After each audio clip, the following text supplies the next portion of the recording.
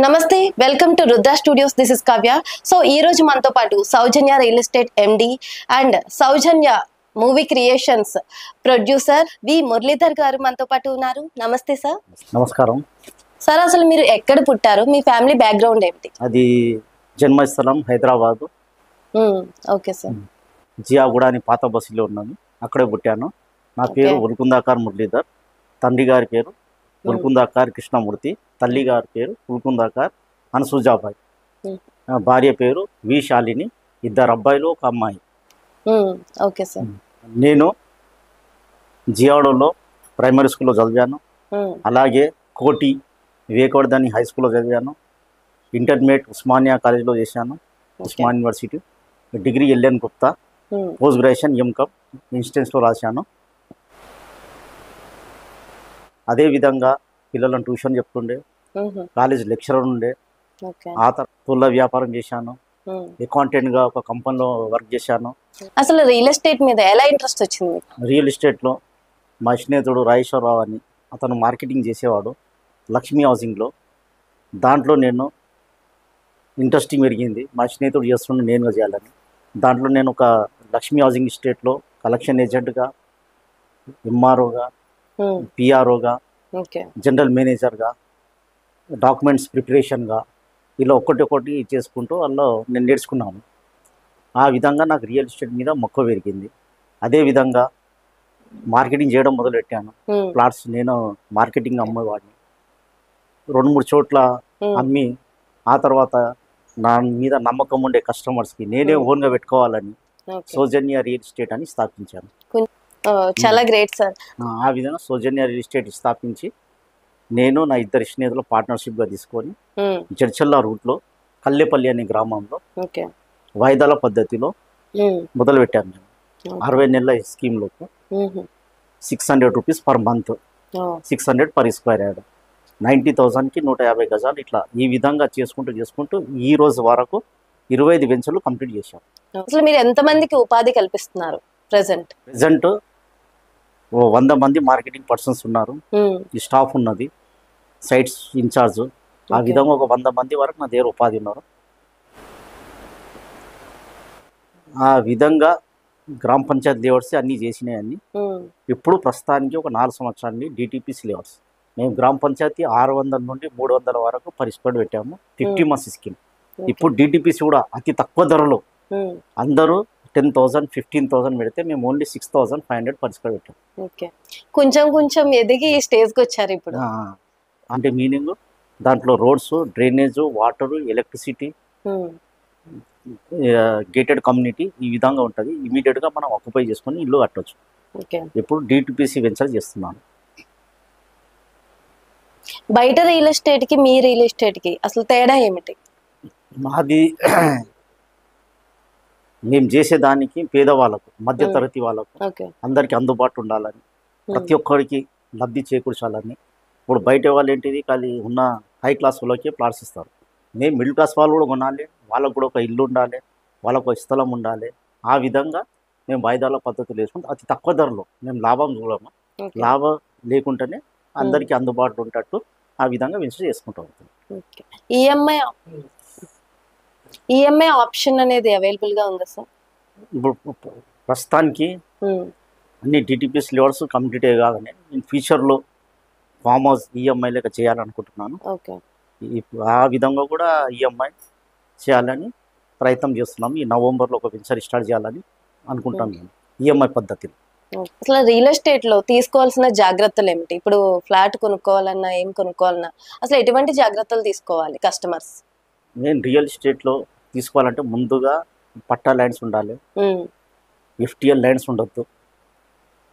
ఇంకొకటి ప్రతిదీ క్లియరెన్స్ చూసుకోవాలి. మనం 50 yearsది క్లియరెన్స్ ఉంటుంది, పట్టా భూమి ఎవరి పరి ఉంది ఎవరికి, అవన్నీ చూసుకున్న తర్వాత మనం రిజిస్ట్రేషన్ అయినాక దానికి ఎన్ఓసి సర్టిఫికేటు, ప్రొసీడింగ్ సర్టిఫికేటు, ఇవన్నీ పర్మిషన్స్ తీసుకున్నాకనే మనము అడుగుపెట్టాలి. ఆ విధంగా కస్టమర్లో కూడా నమ్మకం కలిగిస్తాం. రికార్డ్ ఫస్ట్ తాతలు ముత్తాతలు ఏ విధంగా వచ్చింది భూమి, మేము ఏది తీసుకున్నా కానీ ఫస్ట్ చెక్ చేసుకుందాం. ఇటువంటి ఎఫ్టిఎల్ కానీ, గవర్నమెంట్స్ ల్యాండ్స్ కానీ అలాంటివి మేము చేయము, ఆ జోలికి వెళ్ళాము కూడా. ఇప్పుడు ప్రస్తుతానికి అయితే మీరు వింటున్నారు అన్ని ఎఫ్టిఎల్ అని ఉన్నాయని కులగొడుతున్నారు. ఇప్పుడు అవును. ఎఫ్టిఎల్ భూమి. ఎఫ్టిఎల్ అంటే మీనింగ్ మొత్తం వాటర్ లెవెల్ అన్నమాట. ఓకే. వాటర్ లెవెల్ ఉన్న దానికి ఎఫ్టిఎల్ ఉంటాం. ఆ విధంగా ప్రతి ఒక్కరు చెరువులలో ఇల్లులు కట్టుకోవడం వలన ఈరోజు మనం వింటున్నాం ప్రతి ఒక్కరికి అంతా కూలగొట్టేస్తున్నారు. మూసీ రివర్స్ కూడా నిన్నటి నుండి మొదలయ్యింది. మూసీ రివర్స్లో కూడా అది కూడా మొదలైపోతుంది. మొత్తం ఎఫ్టిఎల్లో ఉన్న ప్లేస్లలో మనం జాగ్రత్తగా ఉండాలి. ఆ ప్లేస్లో ఎప్పుడు కొనవుతుంది. ఆ ప్లేస్లో కొంటే నష్టపోయేది మనం. ఇవాళ రేపున 20 years కైనా నష్టపోతాం. అదొక్కటి జాగ్రత్త తీసుకోవాలి. మేము ఆ జాగ్రత్త తీసుకొని ఎక్కడైతే లైన్స్ కరెక్ట్ పర్ఫెక్ట్ ఉంటాయో దేనికి రియల్ ఎస్టేట్ లో మోసాలు అని వింటూ ఉంటాం మనం. అసలు ఎటువంటి మోసాలు చేస్తూ ఉంటారు? బేసిక్ గా మీరు వేరే వాళ్ళని ఫేస్ చేస్తుంటారు కదా, అటువంటి వాళ్ళ గురించి చెప్పండి. ఇప్పుడైతే అలాంటి మోసాలు లేకుండే ముందు ముందు మనకు మోసాలు ఏ విధంగా జరిగినాయంటే అప్పుడు ఆధార్ కార్డు లేకుండే, only address, okay. Photo system లేకుండే. ఆ విధంగా ప్రతి ఒక్కరికి తెలియదు ఏ విధంగా మనం ప్లాట్స్ ఇవ్వాలి. అప్పుడు ఒక్కొక్కరికి 2-3 ప్లాట్స్ చేస్తుండే. ప్రతి ఒక్క ఇప్పుడు మెల్లమెల్లగా డెవలప్మెంట్ అయింది. ఆధార్ కార్డు వచ్చింది. ఆ తర్వాత ఆధార్ కార్డులో కొన్ని మోసాలు జరిగాయి. ఆ తర్వాత ఇప్పుడు ఇంపార్టెంట్ మనం ఫోటో దిగాలి. ఆ ఫోటో వలన మనకి ఈజీ తెలిసిపోతుంది ఈ మోసాలు కావు, ఏం కావు. మన ఫోటో కంపల్సరీ రిజిస్టర్ ఆఫీస్లో దిగాలి. ఆ విధంగా మనం తెలిసిపోతుంది మోసాలు అనేది లేదు. ఇప్పుడు ప్రస్తుతానికి అయితే ఎవరు మోసం చేస్తుంటే మోసం అనేది లేనే లేదు. ఇప్పుడు సో ఇప్పటి వరకు ఎన్ని వెంచర్స్ ని ఫినిష్ చేశారు మీరు సక్సెస్ఫుల్గా? 27 వెంచర్స్ కంప్లీట్ అయిపోయింది. దాంట్లో మేము చేసిన గ్రామ panchayati layouts, DTPC layouts maximum మేము 600 per square నుండి ఈరోజు 6600 వరకు మేము సేల్ చేస్తున్నాం. చేసేది మ్యాక్సిమం 90% ఇన్స్టాల్మెంట్. ఇప్పుడు అవుట్ రేట్లో మేము అమ్ముతాం 3 months స్కీమ్లో. ఇన్ ఫ్యూచర్లో కూడా ఈ స్కీమ్లో చేయాలని అనుకుంటున్నాం. సార్ మీరు మూవీలో ప్రొడ్యూసింగ్ కూడా చేశారని విన్నాం, దాని గురించి కొంచెం చెప్తారా? యాక్చువల్లీ నేను చిన్నప్పుడు చదువుకునే టైంలో నేను ఇంటర్మీడియట్ డిగ్రీ ఆ పీరియడ్లో సినిమా అంటే చాలా ఇంట్రెస్టింగ్. నాకు సినిమాలు చాలా చూసేవాడిని. ఆ విధంగా సినిమా మీద మక్కువ పెరిగి అప్పుడు జూనియర్స్ కూడా చేశాను. మినిమం ఒక 4-5 సినిమాలు చేశాను. కృష్ణ, నాగార్జున, ఎన్టీఆర్, నాగేశ్వరరావు చిన్న చిన్న పాత్రలు కూడా చేశాను. అయితే ముఖ్యంగా నాకు చదువు ఇంపార్టెంట్, ఎడ్యుకేషన్ ఇంపార్టెంట్. ఎడ్యుకేషన్ నేను అప్పుడు ఇంటర్మీడియట్ డిగ్రీలో ఉండే. ఎడ్యుకేషన్ ఉంటేనే ఏదైనా సాధిస్తామని ఆ సినిమా ఫీల్డ్ వదిలేసి ఎడ్యుకేషన్లో అక్కడ గ్రాడ్యుయేషన్ చేసి పోస్ట్ గ్రాడ్యుయేషన్ చేసి ఆ విధంగా నా కోరిక ఎన్నో ఏళ్ళకు ఇప్పుడు నెరవేరింది. దర్శకుడు జీజే రాజా అని అతను రోజుకో రోజా, మొగలి రేకులు మంచి సినిమాలు తీశాడు. ఆ దర్శకుడు నాకు ఒక స్టోరీ చెప్పాడు, కర్మయోగి శ్రీ ధర్మవ్యాధుడి చరిత్ర. ఆ సినిమాలో మెయిన్ తల్లిదండ్రులకు ఏ విధంగా మనం గౌరవించాలి, ధర్మ బోధన ఏ విధంగా ఉండాలి, పెళ్ళైన కూతురికి వాళ్ళ అత్తగారింట్లో ఏ విధంగా పంపించాలి, తల్లిగారికి రాకుండా, అట్లా మంచి స్టోరీ, మంచి కాన్సెప్ట్ అది. ఆ గురువులను మించిన గురువు ధర్మవ్యాధుడు.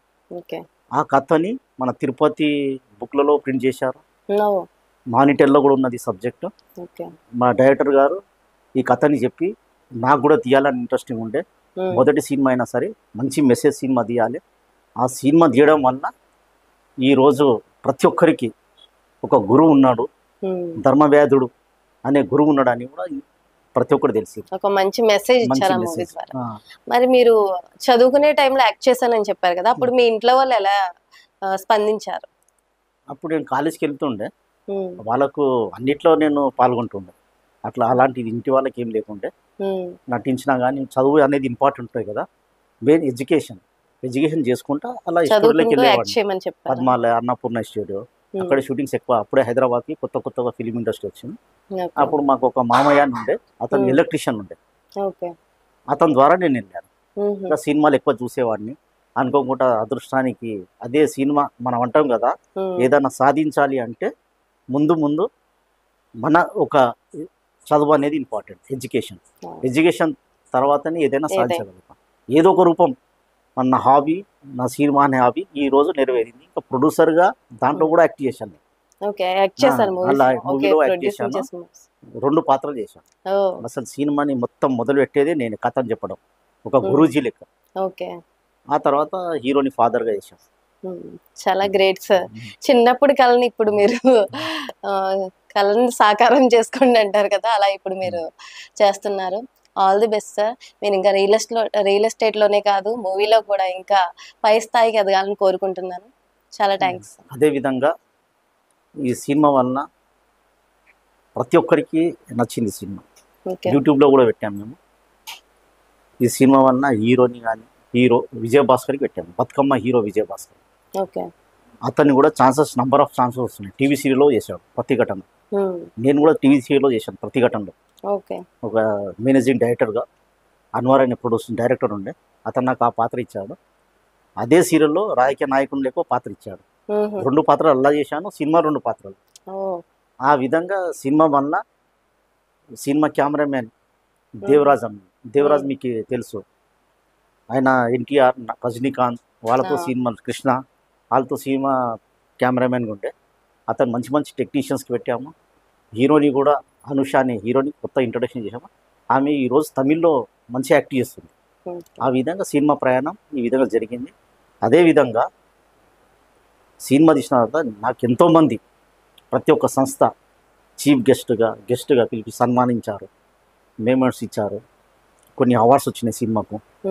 అవార్డ్స్ కూడా ప్రకటన చేశారు.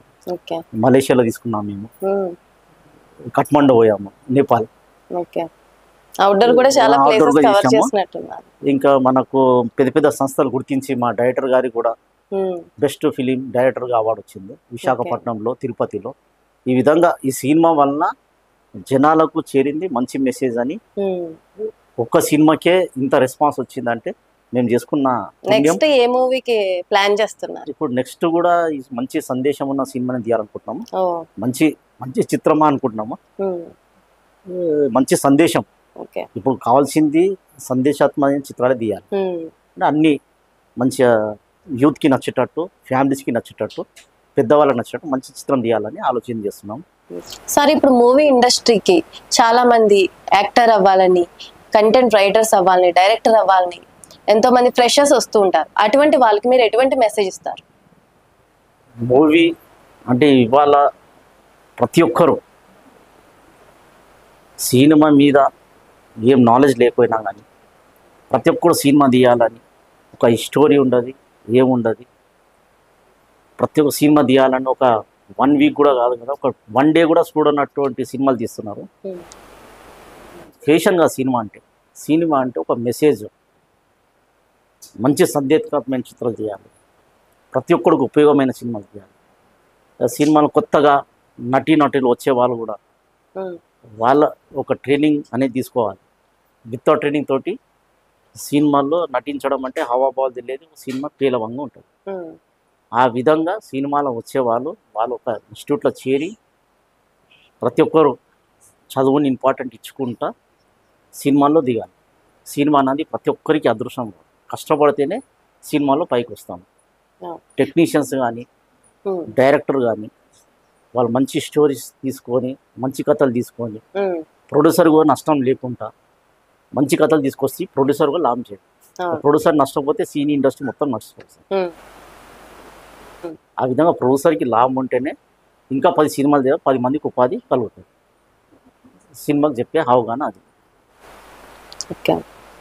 రియల్ ఎస్టేట్లో ఈరోజు చెప్పేది ఏంటిదంటే ప్రతి ఒక్కరు రియల్టర్లు చాలామంది పబ్లిక్కి మోసం చేస్తున్నారు. ఏ విధంగా అంటే అలా అవగాహన లేక, పేపర్ సరిగా చూసుకోక, ప్రతి ఒక్కరి లాభం ఉందనుకొని ప్రతి ఒక్కరు దీంట్లోనే పబ్లిక్కి మోసం అనేది ఎక్కువ జరుగుతుంది. వాళ్ళంతా అవగాహన తెలుసుకొని ప్రతిదీ కరెక్ట్ లైన్ అది చూసుకొని ఎఫ్టిఎల్ జోనర్ లేకుండా, గవర్నమెంట్స్ లైన్ లేకుండా, సిక్కిం ల్యాండ్స్ లేకుండా ఇవన్నీ జాగ్రత్త పడి అవన్నీ చూసుకొని రియల్ ఎస్టేట్ ఓపెన్ చేయాలి. ఆ విధంగా కస్టమర్లకు కూడా మనం లాభం చేకూరుస్తేనే వాళ్ళు కూడా భవిష్యత్తు తరాల్లో వాళ్ళకు ఒక 20 సంవత్సరాలు కానీ 30 సంవత్సరాలు కానీ సంస్థ పేరు ఉంటుంది, వాళ్ళకు ఒక ప్లాట్ తీసుకున్నందుకు వాళ్ళకు ఆనందం ఉంటుంది. ఆ విధంగా నేను చెప్పేది ఒకటే, ప్రతి ఒక్కడు కేర్ఫుల్గా ల్యాండ్స్ చూసుకొని చేయాలి, లిటిగేషన్ ల్యాండ్ వెళ్ళకూడదు. Nice. So thank you so much sir. Real ఎస్టేట్లో ఎంటర్ అయ్యే ఫ్రెషర్స్కి అండ్ మూవీ ఫీల్డ్లో వచ్చే ఫ్రెషర్స్కి చాలా వాల్యుబుల్ ఇన్ఫర్మేషన్ ఇచ్చినందుకు, అండ్ మీ వాల్యుబుల్ టైంని రుద్ర స్టూడియోస్కి వచ్చి మా కోసం కొంచెం టైం స్పెండ్ చేసినందుకు మీకు కూడా చాలా ధన్యవాదాలు. ధన్యవాదాలు. ముఖ్యంగా రుద్ర స్టూడియోస్ శ్రీనివాస్కి అభినందన తెలిపాలి. అందరికీ కొత్త కొత్త విషయాలు చేసేటట్టు సందేశం ఇచ్చేటట్టు మంచి ఇంటర్వ్యూ తీసుకుంటున్నారు. శ్రీనివాస్ గారికి ధన్యవాదాలు. Thank thank you. యూ.